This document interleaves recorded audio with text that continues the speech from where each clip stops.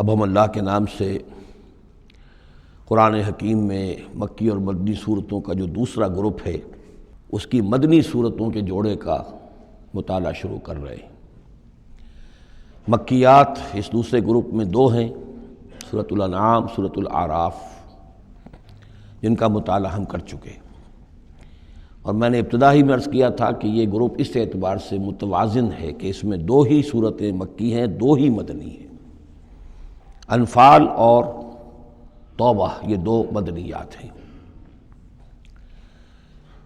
ان کا جو ربط اور تعلق ہے اس گروپ کی مکی صورتوں کے ساتھ، پہلے تو اس کو سمجھ لیجئے۔ ہم دیکھ چکے ہیں سورہ انعام اور اعراف میں کہ ان میں اتمام حجت ہوا ہے بنو اسماعیل پر یا مشرکین عرب پر۔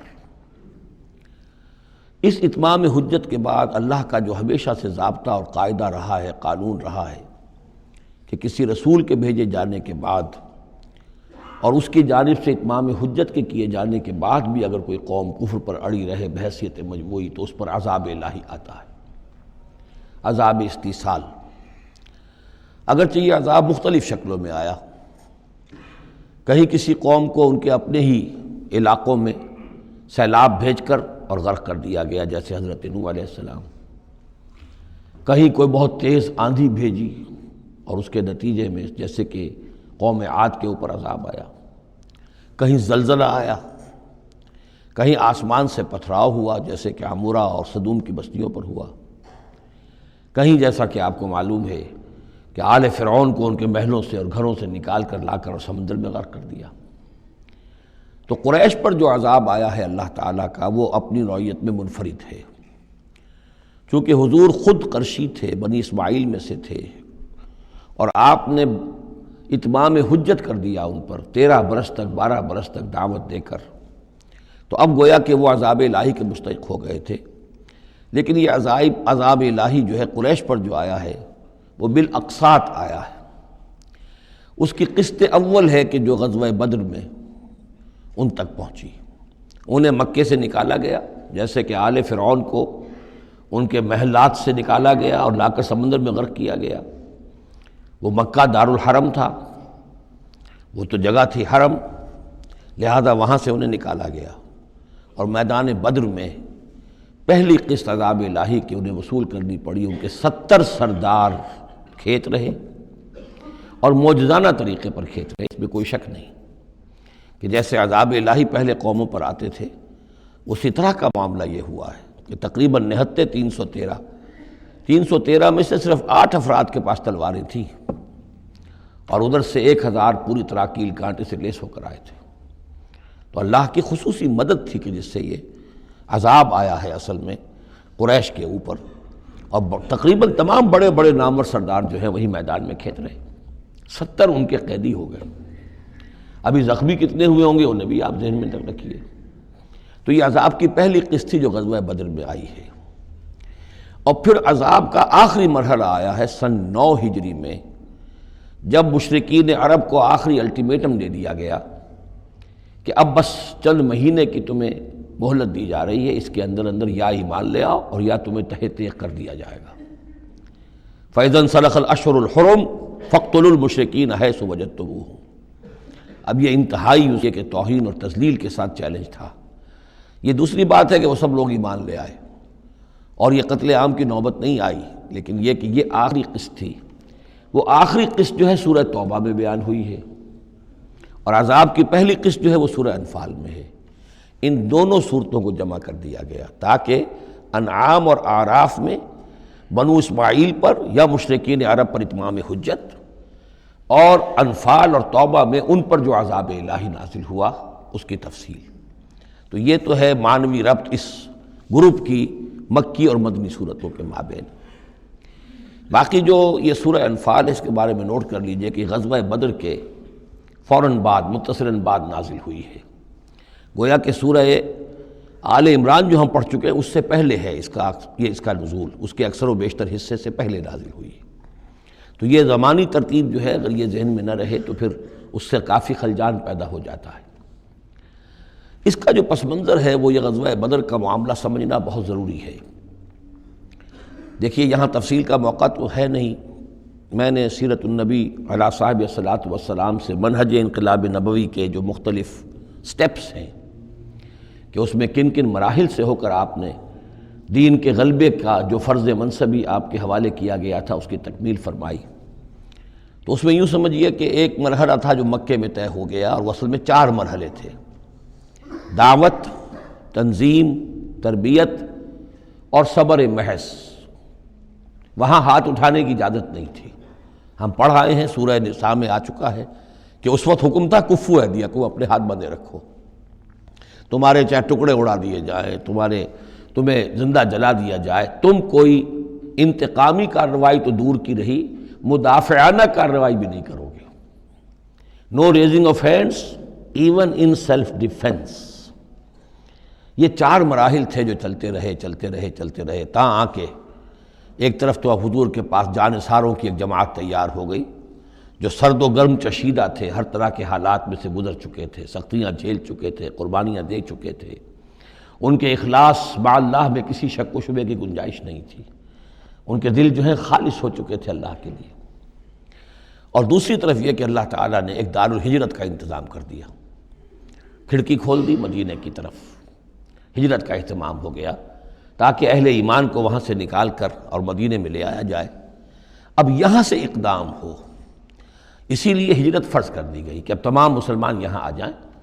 ظاہر بات ہے کہ ہجرت جو ہے وہ فلائٹ نہیں تھی، وہ کوئی فرار نہیں تھا، بھاگ کر جان بچانا نہیں تھا۔ مغربی مورخین تو اسی نام سے اس کو یاد کرتے ہیں۔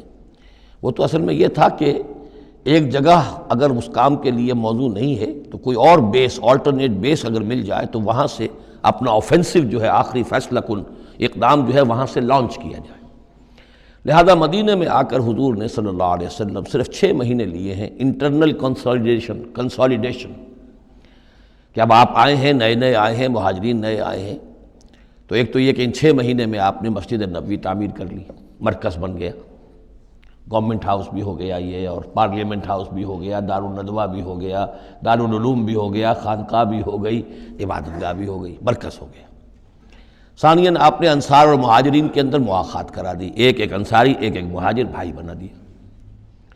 تیسرے یہ کہ آپ نے بہت بڑا کام یہ کیا کہ جو یہود کے قبیلے وہاں آباد تھے ان کو آپ نے ان کے ساتھ ایک معاہدہ کر لیا، جوائنٹ ڈیفنس آف مدینہ، میثاق مدینہ، مدینہ کی ایک مدافعت جو ہوگی وہ مشترک ہوگی، کوئی بھی حملہ آور آئے گا باہر سے تو مل کر مسلمان اور یہودی اس معاملے میں ایک ملت ہوں گے اور دفاع کریں گے مدینہ کا۔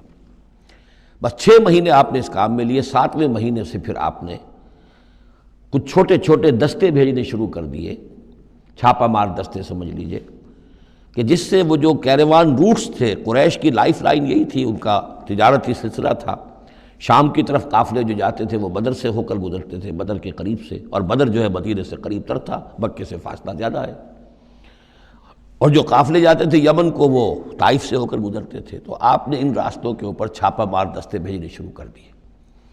جدید اصطلاح میں اس کو یہ کہا جائے گا کہ اکنامک بلاکیڈ آف مکہ۔ 8 ایسی مہمیں غزوہ بدر سے پہلے ثابت ہیں 1.5 سال کے اندر۔ 6 مہینے آپ نے وہ لیے، 1.5 سال اور 2 سال کے بعد غزوہ بدر ہو گیا ہے۔ تو یہ 1.5 سال میں 8 مہمیں، جن میں سے 4 میں کہ حضور خود بھی بنفس نفیس شریک رہے ہیں، اس لیے وہ غزوات کہلاتے ہیں، اور 4 وہ ہیں کہ جن میں آپ نے صرف کچھ لوگوں کو بھیج دیا ہے کسی امیر کے تحت، وہ سرایا کہلاتے ہیں۔ تو یہ جو صورتحال ہوئی، اور اس میں یہ بھی ہوا کہ حضور جہاں جاتے تھے خود تو وہاں کے قبائل سے آپ معاہدے کر لیتے تھے۔ اب یا تو وہ جو قبائل جو تھے مقامی، پہلے تو وہ قریش کے حلیف تھے، اب یا تو وہ حضور کے حلیف ہو گئے، مسلمانوں کے حلیف ہو گئے، تو قریش کی طاقت کم ہوئی، مسلمانوں کی بڑھ گئی، یا یہ ہے کہ وہ نیوٹرل ہو گئے کہ ہم نہ قریش کی مدد کریں گے آپ کے خلاف، نہ آپ کی مدد کریں گے قریش کے خلاف، نیوٹرل ہو گئے۔ اس سے بھی یہ ہے کہ قریش کا جو حلقہ اثر تھا، سیاسی زون آف پولیٹیکل انفلوئنس، وہ کم ہو رہا ہے۔ یہ 2 چیزیں ایسی ہوئی ہیں، political isolation of Quraysh and economic blockade of Mecca, جس کے نتیجے میں مکے والے جو ہیں پھر یوں سمجھیے کہ تنگ آمد بجنگ آمد، ورنہ مکے والوں کی طرف سے کوئی آغاز ثابت نہیں ہے تاریخ میں کہ حضور کے اور مسلمانوں کے مکے سے جانے کے بعد ان کی طرف سے کوئی ابتدا ہوئی ہو، کوئی انیشیٹو لیا گیا۔ 2 واقعات خاص طور پر ایسے ہو گئے کہ ایک چھوٹا سا آپ نے ایک دستہ بھیجا تھا نخلا، اور یہ نخلا جو ہے یہ مکے اور طائف کے مابین ہے، تو سمجھیے کس قدر فاصلے پر، اور وہاں مٹ بھیڑ ہو گئی، جو مسلمان وہاں بھیجے گئے تھے ان کے کفار کے ساتھ۔ وہاں ایک مشرک مکے کا مارا گیا، ایک کو انہوں نے قید کیا، ساتھ لے آئے، کچھ سامان جو ان کا تجارت تھا وہ بھی لے آئے، وہ مال غنیمت سمجھ کر۔ تو حضور اگرچہ ناراض ہوئے کہ میں نے تمہیں لڑنے کا حکم نہیں دیا تھا، میں نے اس لیے بھیجا تھا کہ وہاں رہو اور قریش کی نقل و حرکت سے ہمیں مطلع کرتے رہو، لیکن اب سچویشن پیدا ہو گئی، گویا کہ یہ چاہے ارادہ تھا یا نہیں تھا، ڈی فیکٹو شکل یہی ہوئی کہ اقدام ہو گیا مسلمانوں کی طرف سے، اب آغاز ہو گیا مسلمانوں کی طرف سے۔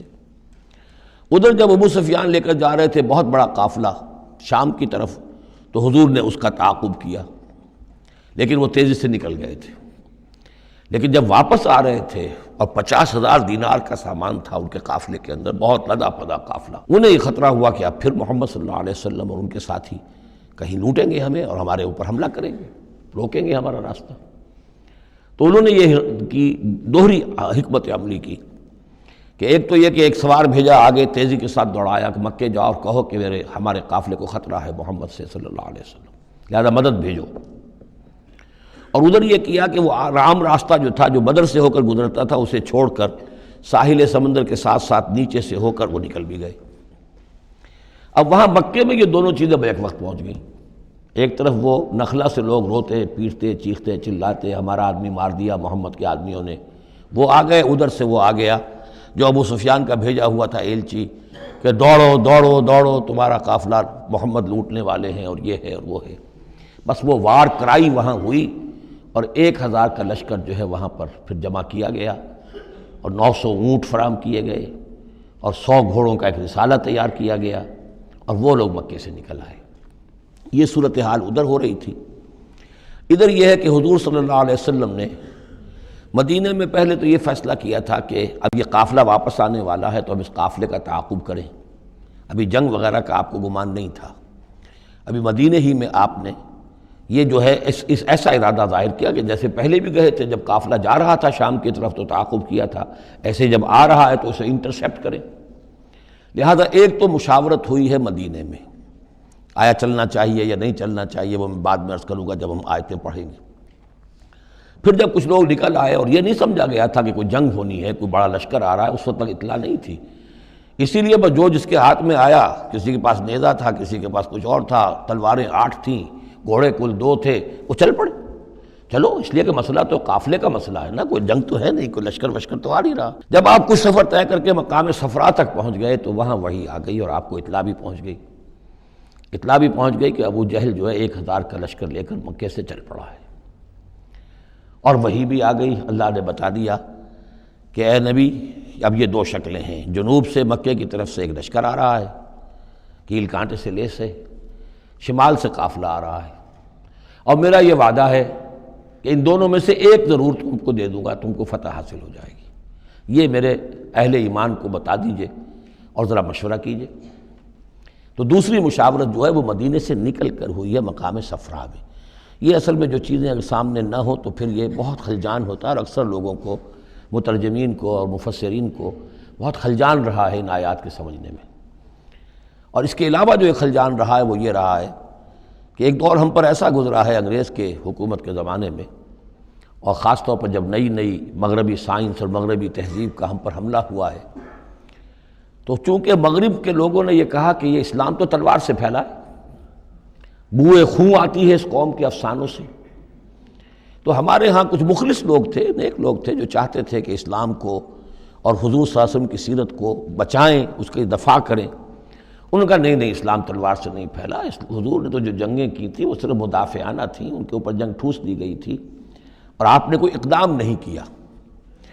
اور ان میں سب سے بڑا کام کیا ہے ہندوستان میں مولانا علامہ شبلی نعمانی رحمۃ اللہ علیہ نے، میں ان کا نام ادب سے لوں گا اس لیے کہ سر سید احمد کے زیر اثر تھے، اور وہ جو جدید جو ابھی آیا تھا، جو مغربی افکار و خیالات اور تہذیب اور تمدن اور ویلیوز اور نظریات کا جو ریلا آیا تھا، اس کا مقابلہ کرنا آسان کام نہیں تھا۔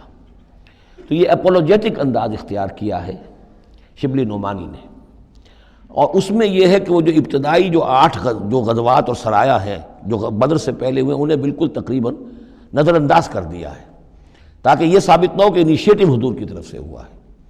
یہ چیز جو ہے میں سمجھتا ہوں کہ ایک خاص دور کا تقاضا تھی، وہ دور اب گزر چکا۔ اب اسلام کا یہ فکر کہ اسلام ایک مکمل دین ہے، یہ اپنا غلبہ چاہتا ہے، اور حضور کو بھیجا گیا تھا اس لیے کہ دین کو غالب کریں، اور دین کو غالب کرنے کی جد و جہد ایک انقلابی جد و جہد ہے۔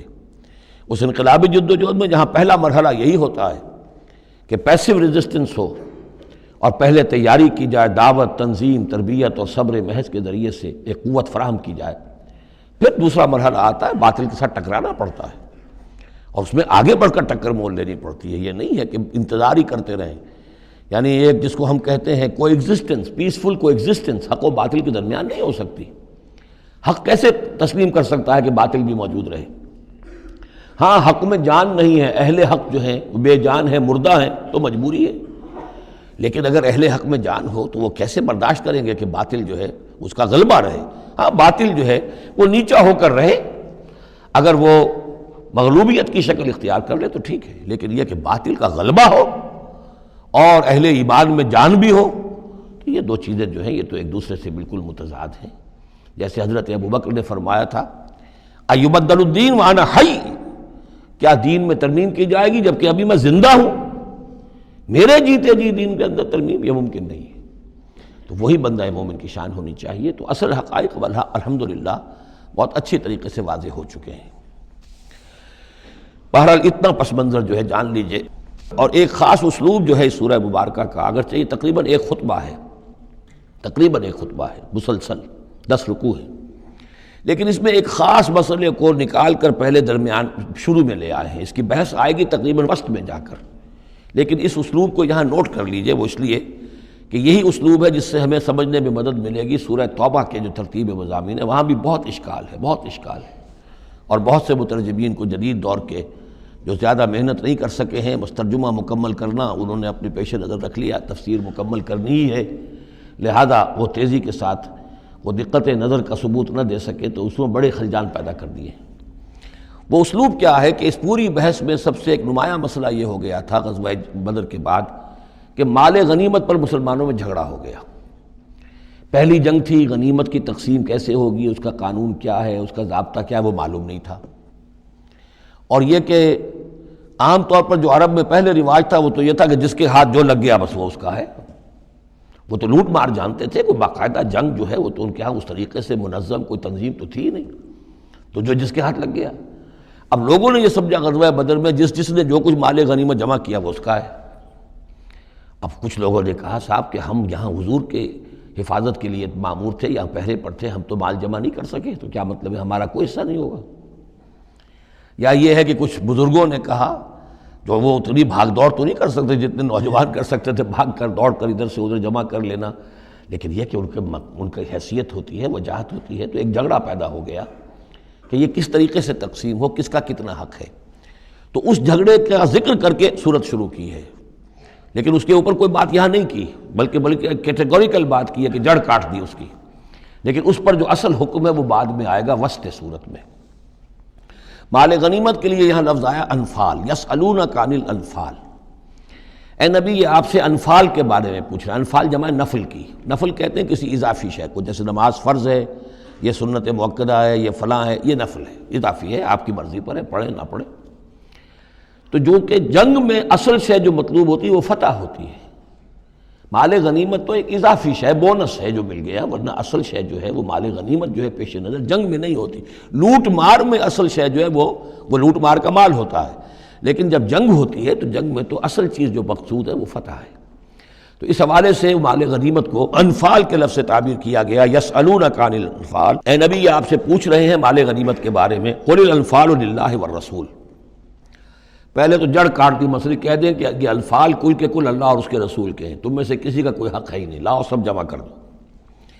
یہ فتح جو ہے تمہارے ہاتھوں نہیں آئی ہے، یہ اللہ کی خصوصی مدد سے آئی ہے، لہذا کسی کا کوئی حق نہیں۔ زیرو لیول پر لا کر پھر ان کو سنبھالنا آسان تھا کہ جب معلوم ہو کہ سب کچھ ہاتھ سے دے کر، تو پھر تو ظاہر بات ہے کہ آدمی جو ہے جب ساری جاتی دیکھیے تو آدھی دیجے بانٹ والی بات ہے، پھر وہ کم کے اوپر بھی راضی ہو گئے۔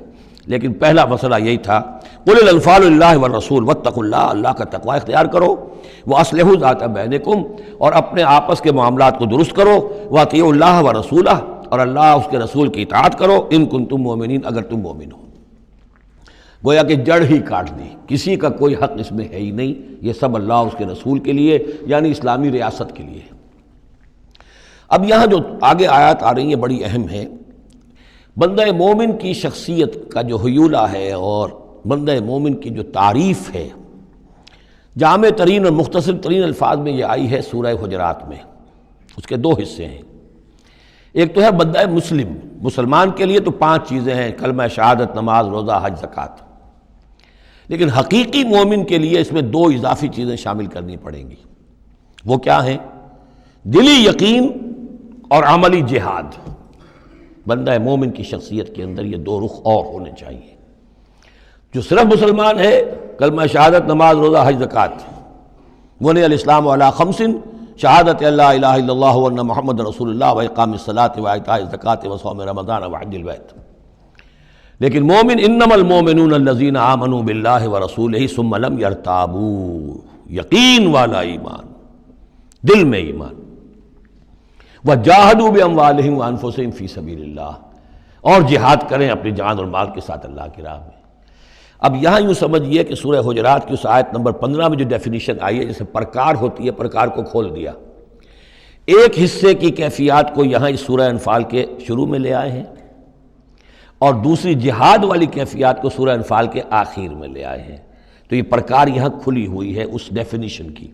تو ایک حصہ ڈیفینیشن کا یہاں آ رہا ہے، انما المؤمنون الذین اذا ذکر اللہ وجلت قلوبہم۔ اہل ایمان، حقیقی مومن تو وہ ہیں کہ جب اللہ کا ذکر کیا جاتا ہے تو ان کے دل لرز جاتے ہیں۔ وَإِذَا تُلِيَتْ عَلَيْهِمْ آیَاتُهُ، اور جب انہیں اس کی آیات پڑھ کر سنائی جاتی ہیں، زادتہم ایمانا، ان کے ایمان میں بڑھوتری ہوتی ہے، اضافہ ہوتا ہے۔ وَعَلَىٰ رَبِّهِمْ يَتَوَكَّلُونَ، اور وہ اپنے رب پر توکل کرتے ہیں۔ الَّذِينَ يُقِيمُونَ الصَّلَاةَ، جو نماز کو قائم رکھتے ہیں۔ وَمِمَّا رَزَقْنَاهُمْ يُنْفِقُونَ، اور جو کچھ ہم نے انہیں دیا ہے اس میں سے اللہ کے لیے، اللہ کے دین کے لیے خرچ کرتے ہیں۔ انفاق فی سبیل اللہ مراد ہے۔ اولئک ھم المؤمنون حقا، یہ وہ لوگ ہیں جو سچے مومن ہیں، حقیقی مومن ہیں۔ لیکن نوٹ کر لیجئے، یہ بھی ابھی آدھی ڈیفینیشن آئی ہے، اس سورہ مبارکہ کے آخر میں آئے گی، اور وہاں جا کے پھر یہی الفاظ آئیں گے۔ یہ آیت نمبر 74 ہے، والذین آمنوا وہاجروا وجاہدوا فی سبیل اللہ والذین آووا ونصروا اولئک ھم المؤمنون حقا لہم مغفرۃ ورزق کریم۔ اس کے بعد ایک آیت اور بعد میں ہے، سورت ختم ہو جاتی ہے۔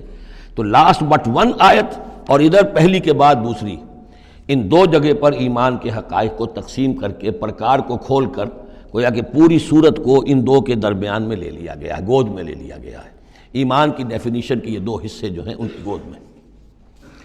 اب یہاں سے شروع ہو رہا ہے غزوہ بدر کا۔ کما اخرجک ربک من بیتک بالحق، جیسے کہ نکالا آپ کو اے نبی آپ کے رب نے آپ کے گھر سے حق کے ساتھ۔ یعنی آپ کا یہ بدر کی طرف روانہ ہونا جو ہے، یہ اللہ تعالیٰ کی ایک اسکیم کا حصہ تھا، اللہ کی اپنی ایک تدبیر ہے۔ وَإِنَّ فَرِيقًا مِّنَ الْمُؤْمِنِينَ لَكَارِهُونَ، اہل ایمان میں سے کچھ لوگ اسے پسند نہیں کر رہے تھے۔ یہ کون لوگ؟ یہ ہے وہ پہلی مشاورت جو مدینہ ہی میں ہوئی ہے۔ ان میں ظاہر بات ہے مدینہ میں منافق بھی تھے، جن کا خیال یہ تھا لڑنے بھیڑنے کا، لوٹ مار کرنے کا یہ کوئی فائدہ ہے بھلا، بس ٹھیک تبلیغ کرنی چاہیے، اچھی بات کہنی چاہیے، نیک بات کہنی چاہیے۔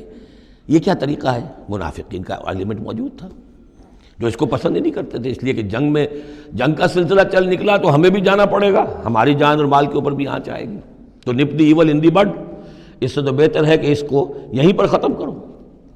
اس اعتبار سے ویسے بھی کچھ انسانی فطرت ایسی ہوتی ہے، کچھ نیک سرشت لوگ بھی ہوتے ہیں کہ آخر اس سے کیا فائدہ نکلے گا، ابھی کوئی خاص جو ہے قریش کی طرف سے تو اقدام ہوا نہیں تھا، ہم آگے بڑھ کر جو ہے یہ جو بات اقدام کر رہے ہیں تو آخر اس کا فائدہ کیا ہے؟ تو یہ اس قسم کی باتیں اس وقت کہی گئیں۔ ان فریقا من المؤمنین لکارہون، اب یہ مومنین ان میں سے اہل نفاق بھی ہو سکتے ہیں اور سادہ لوگ اور نیک دل جو مسلمان ہیں وہ بھی ہو سکتے ہیں۔ یجادلونک فی الحق بعد ما تبین کانما یساقون الی الموت وهم ینظرون، اور وہ جھگڑ رہے تھے آپ سے حق کے معاملے میں جبکہ بات ان پر بالکل واضح ہو چکی تھی۔ یہ دوسری آیت میرے نزدیک جو دوسری مشاورت ہوئی ہے مقام صفرا پر، اس سے متعلق ہے۔ وہ یہ کہ وہاں سے جب مکے سے آپ چلے ہیں تو اس وقت تک کسی لشکر وغیرہ کی کوئی اطلاع نہ آپ کو تھی اور نہ اس کا کوئی گمان تھا ابھی، وہ تو ایسے ہی تھا جیسے پہلے 8 مرتبہ جو ہے وہ جو ایکسکرشنز جو ہوئی تھیں، جس طریقے کی مہمات بھیجی گئی تھیں، یہ اسی طرح کی ایک مہم ہے۔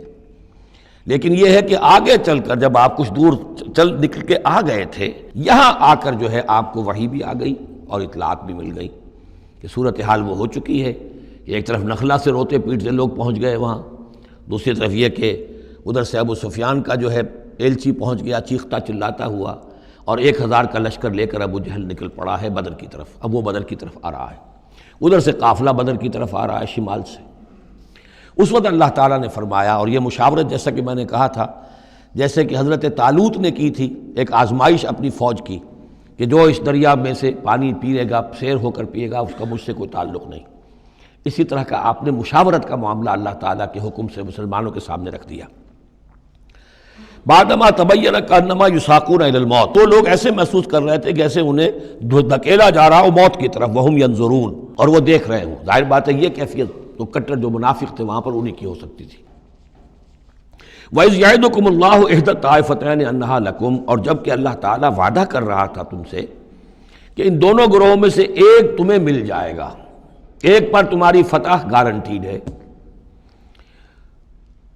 وَتَوَدُّونَ أَنَّ غَيْرَ ذَاتِ الشَّوْكَةِ تَكُونُ لَكُمْ، اور اے مسلمانوں تم یہ چاہتے تھے کہ ادھر جاؤ جدھر کے کانٹا لگنے کا کوئی اندیشہ نہ ہو، اس لیے کہ بمشکل 50 یا 100 آدمی تھے اس قافلے کے ساتھ، اور اونٹ تھے بے شمار، اور جو میں نے آپ کو بتایا بہت بڑی مقدار کے اندر جو ہے 50,000 دینار کا جو مال تھا ان کے پاس، تو ان کو تو آسانی سے قابو کیا جا سکتا تھا، اس میں اندیشہ کم تھا۔ پھر دلیلیں بھی عقلی آ گئی ہوں گی کہ حضور ہمارے پاس تو کچھ ہتھیار بھی نہیں ہے، کچھ نہیں ہے، ہم تیاری کر کے مدینے سے نکلے ہی نہیں ہیں، تو اچھا ہے پہلے یہ کہ ہم جا کر ان پر قبضہ کر لیں، تو ان کے ہتھیار بھی ہمیں مل جائیں گے، تو پھر لشکر سے لڑنے کے لیے ہم بہتر پوزیشن میں ہوں گے۔ تو عقل و منطق بھی یہ گویا کہ ان کے ساتھ تھی۔ وَيُرِيدُ اللَّهُ أَن يُحِقَّ الْحَقَّ بِكَلِمَاتِهِ، اور اللہ یہ چاہتا تھا کہ اپنے بات کو اپنے فیصلے کے ذریعے سے حق کا حق ہونا ثابت کر دے۔ وَيَقْطَعَ دَابِرَ الْكَافِرِينَ، اور کافروں کی جڑ کاٹ دے۔ یہ قُطِعَ دَابِرُ الْقَوْمِ الَّذِينَ ظَلَمُوا، کافر قوم کی جڑ کاٹ دی گئی، جو ہم پڑھ کر آئے سورہ اعراف میں۔ اللہ کا ارادہ یہ تھا، اگر عام جو دنیاوی قواعد و ضوابط ہیں، فزیکل لاز ہیں، اس کے تحت یہ ہوتا تو اتنی بڑی بات ہی نہ ہوتی۔ اسے یوم الفرقان بنانا تھا کہ نمایاں ہو جائے کہ اللہ کس کے ساتھ ہے، حق کدھر ہے، اور یہ اسی وقت ہو سکتا تھا جب کہ یہ کنٹراسٹ برقرار رہتا کہ بے سر و سامان 313 گئے ہیں، اور کیل کانٹے سے لے 1000 کے ساتھ ان کا مقابلہ ہوا ہے، اور پھر انہیں اللہ نے فتح دی ہے۔ لہذا اللہ کی مرضی کچھ اور تھی۔ یرید اللہ ان یحق الحق بکلماتہ ویقطع دابر الکافرین، اللہ چاہتا تھا کہ اپنی باتوں کے ذریعے سے حق کا حق ہونا ثابت کر دے اور کافروں کی جڑ کاٹ دے۔ یہ یحق الحق، تاکہ سچا ثابت کر دے حق کو، سچ کو، ویبطل الباطل، اور باطل ثابت کر دے باطل کو، باطل ہونا اس کا ثابت ہو جائے۔ ولو کرہ المجرمون، خواہ یہ مجرموں کو کتنا ہی ناگوار ہو۔ استستغیثون ربکم، یاد کرو جب کہ تم اپنے رب سے استغاثہ کر رہے تھے، دعائی دے رہے تھے کہ اللہ اب ہماری مدد فرما۔ فاستجاب لکم، تو اللہ نے تمہاری دعا کو قبول کیا تھا۔ انی ممدکم بألف من الملائکۃ مردفین، کہ میں تمہاری مدد کروں گا 1000 ملائکہ سے جو لگاتار آئیں گے، پے بپے آئیں گے۔ 1000 کا لشکر آیا ہے نا، تو 1000 فرشتے ہم تمہاری مدد کے لیے بھیج دیں گے۔ وما جعلہ اللہ الا بشرا، اور اللہ نے اس کو نہیں بنایا مگر تمہارے لیے بشارت، وَلِتَطْمَئِنَّ بِهِ قُلُوبُكُمْ، اور تاکہ تمہارے دل مطمئن ہو جائیں۔ وَمَن نَّصْرُ إِلَّا مِنْ عِندِ اللَّهِ، اور مدد تو اللہ کی طرف سے ہوتی ہے، فرشتوں کو بھیجے بغیر بھی وہ مدد کر سکتا ہے، کن فیکون کی شان کے ساتھ وہ جو چاہے کر دے۔ لیکن یہ کہ تمہارا جو اپنا ایک سوچنے کا انداز ہے، بر بنائے طبع بشری، تمہاری تسکین کے لیے ہم نے یہ شکل کر دی کہ 1000 دشمن آ رہا ہے تو 1000 فرشتہ تمہاری مدد کے لیے ہم بھیج دیں گے۔ ان اللہ عزیز الحکیم، یقیناً اللہ تعالیٰ سب زبردست ہے اور حکمت والا۔